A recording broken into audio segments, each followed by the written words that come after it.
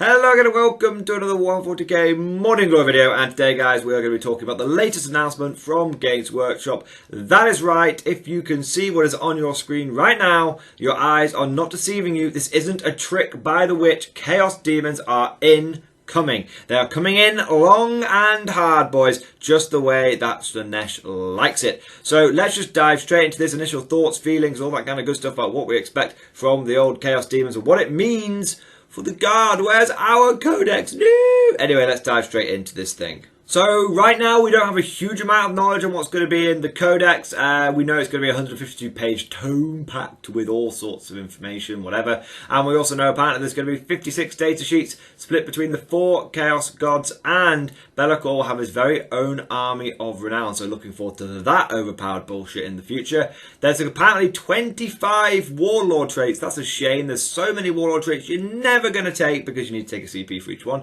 I'm only joking. I'm not really that salty, guys. And then there's 24 relics, which is quite a lot, and 36 stratagems. Woo! That seems like quite a well-packed Codex. Demon players been waiting a long time for this, and it seems like they're going to be getting quite a nice, tasty, delicious, crunchy treat, just as planned, as Tzeentch always intended it to be. Now, obviously, we're going to see more and more information come out. Games Workshop, Warhammer community, all that kind of good stuff will hype up the old Codex lots and lots and lots, and you tend to find that when they've announced a Codex that it tends to come out within like 2 months or so, 2 to 3 months afterwards, so that you can kind of expect that kind of time frame for this thing. We've seen a hell of a lot of squat stuff. Now, I don't know, and maybe I've missed something in the article, or maybe it's just not been announced, but from what I can tell, from what I can deduce, we've been seeing a lot more squat stuff than we have demon stuff. This is the first time we've seen demons, so I'm thinking we're going to get squats first, and then it's going to be Chaos Demons, and then it's going to be us, or it's going to be fucking 10th edition. It's going to be something. So, point is that it looks very likely that Guard are going to be the last Codex, because the only information that we've seen is stuff that has leaked, and then GW's tried to get ahead of, whereas this is like a purposefully released article. So, it's a bit interesting. I mean, if we're totally honest, guys, it's a little crazy that Guard is going to be the last Codex. I mean, we were one of the first ones to get a Codex in 8th edition. We will be waiting well into year 5 before we get our Codex, which is kind of mind-boggling to me that we've had the same venerable Codex for so long. And it's just going to show that even the few little tweaks like balance changes, that Codex is still rocking strong. But it is mind-blowing that one of the biggest just Warhammer communities, the Imperial Guard, is getting their Codex last. I mean, that's mad. I mean, I wouldn't be surprised if Space Marines get their traditional 2.0 Codex before we get ours. The point is that even if it's at a similar time, is that Space Marines would have literally have had 4 Codexes in the times that we've had 1. And that's 4 Codexes, and then all of the chapter Codexes. And yeah, they've had a lot of stuff, Space Marines. I mean, I get it, but like Guard is a pretty big community as well. We're certainly bigger than like the Demon community or the Squat community. Do you know what I mean? Or the Gene Circle community. So it is weird, it is perplexing to me why Games Workshop is insisting on delaying the Guard Codex so much. I guess that people could say, well, we're getting a whole range refresh. Okay, fine, we're getting a range refresh. That's interesting. And I've heard that supposedly we're going to be part of a Guard versus World Eater box set. Now, I don't know, guys.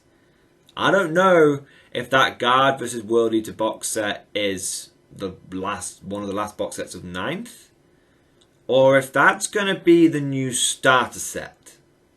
Because if it's the new starter set, if it's the Herald of 10th edition, then that's kind of crazy. I don't know how I feel about that. I mean, it would amaze me if GW put us in the starter set. It would truly blow my tiny pea-sized ogre brain if Guard were part of a new starter set. Like, that's bonkers, because Marines have always been in the starter set. I mean, well, nearly always been in the starter set. Like, the fact that they would put us in the starter set rather than the poster boys seems so unlikely that I feel like this has to be that we're just getting like one of the last box sets of 9th edition. But I don't know. I genuinely don't know, guys. And I'll tell you what would be interesting for me is, what do you guys think? Firstly, is there anyone down there with some inside information? And secondly, what are your predictions on how Guard are going to get handled finally in 9th/10th edition? Do you think we're going to be the first faction of 10th?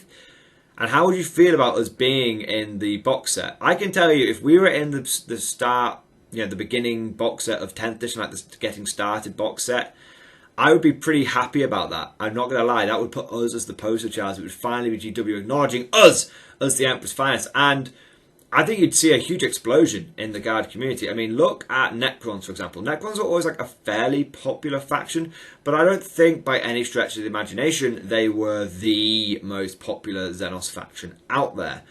And then look at them in 9th edition when they got put in a starter box set. Like, no matter how bad their faction did, they were always one of the best represented factions at tournaments. They were always one of the best represented factions at any sort of game store or any kind of event whatsoever, or painting competition, anything like that. They were really well represented. So for me, as like a Guard player, I mean, having loads and loads of new conscripts come into the community, sure, there's going to be those of our community who are going to be like, oh, I like it the way it is. That's, people do, not everyone likes change. I mean, if you like change, you like Tzeentch, and that means you're a heretic.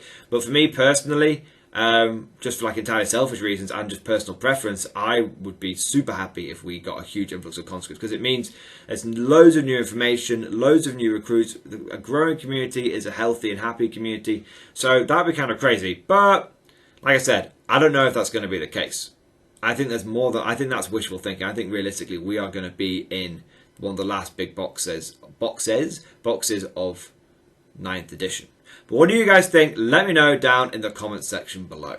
Anyway, we're going to leave the video there for today because a lot of it is sort of guesswork and speculation. But if you've enjoyed today's videos, please consider giving it a like, a subscribe and a comment and all that kind of good stuff. Any extra interactivity you can give the video gives it a huge boost when it comes to the all-powerful YouTube algorithm. Praise be to the algorithm! So if you can give any extra help, that would be massively appreciated. If you've really enjoyed today's video and you want to hear more Mordian Glory content, please consider becoming a channel member or Patreon supporter. It's thanks to the very generous support of my channel members and patrons that I'm able to do this gig full time now, which I'm still getting used to, guys. It's pretty mad, but I'm enjoying it, and it's I'm really enjoying it actually. So if you want to do that, please consider becoming a channel member, patron supporter, and don't forget, if you do become a channel member and a patron, you get access to the brand spanking new Mordian Glory Discord, which is pretty good. We've got, like, in the first day, we got like 100 people into that thing, which is pretty fucking good. So if you're interested in joining that, channel membership, Patreonship, all that kind of good stuff. And I just want to take a moment to do a shout out to the latest channel members and Patreon supporters. So massive thank you to True Elite Geek,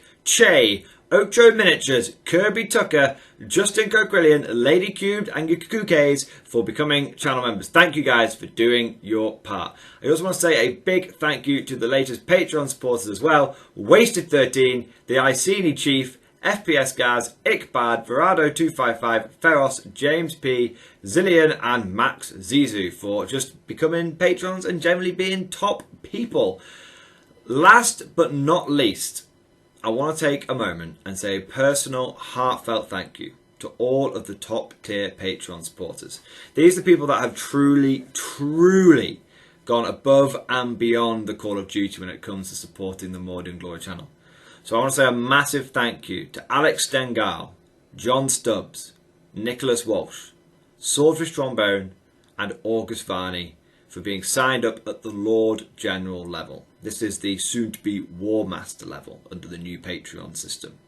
I also want to say a special thank you to Diesel Fox, Ross Miller and Tom Sutton, who are also signed up at the Commissar level and will soon be being upgraded to the War Master level for being long-term Patreon supporters.